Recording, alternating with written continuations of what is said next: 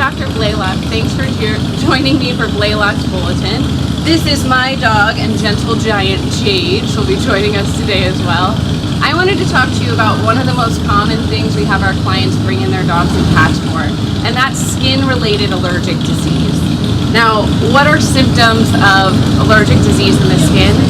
In dogs, it's usually really itchy skin. The skin might be red, it might have bumps or little circular areas of crusts.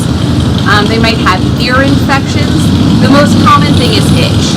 In cats, I would say the most common thing is also itch, but cats don't show us they're itchy in quite such an obvious way.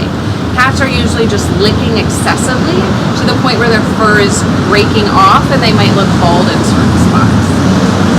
What do I want you to do if you notice that your dog or cat is really, really itchy and their skin seems irritated? Please come to the vet. This is really important. There is a lot that we can do to help your pet with itchy skin. When you come to the vet, there's a few things your veterinarian is going to do. First, I'm going to examine your dog or cat. I want to look at their overall health, but also, what does the skin look like? What do the bumps look like? What does the redness look like? And where is it on their body? Those can all be really important clues to figuring out what your pet might be allergic to. The other thing we're going to do is run some tests. Now, depending on what your dog or cat's skin looks like and which veterinarian you see, the tests might be different. The ones I like to do are a skin scrape. This is done using a blade and a slide. It's going to look for mites like Sarcoptes or Demodex. These are diseases that can make your pet really itchy, and if not treated properly can get worse. So we want to make sure your pet doesn't have those. The second one is a skin cytology. We may get this sample using some Scotch tape or another blade or pushing a slide on some skin if it's kind of wet and sticky. This is going to let us look at the cells under the microscope to tell us if your dog or cat has a bacterial infection or a yeast infection.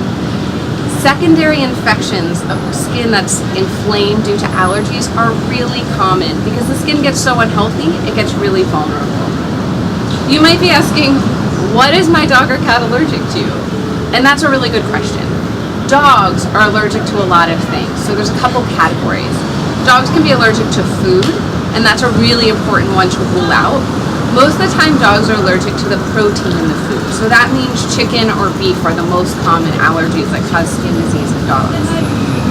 The other type of allergies your dog or cat might have are to the things in the environment. And these can either be seasonal things like grass and dander, or non-seasonal things that you might have in your home, like dust mites. How do we treat these allergies? Well, if we think your pet might have a food allergy, we're going to ask you to do a food trial.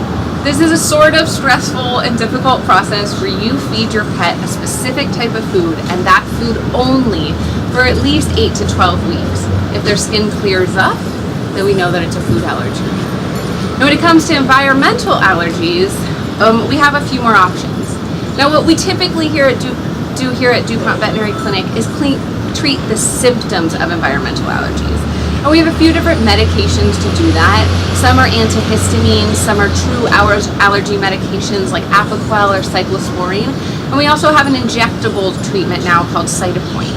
Those are all things you should discuss with your veterinarian and decide if they're right for your pet.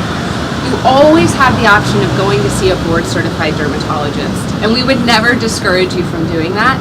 A dermatologist will be able to do true allergy testing and design immunotherapy that's specific to your pet. The most important thing when we're talking about allergic skin disease is to work with your veterinarian so that we can come up with a plan that gives you and your pet some relief. Thanks so much for joining me and Jade today. Feel free to check out the rest of the website or any of our other videos.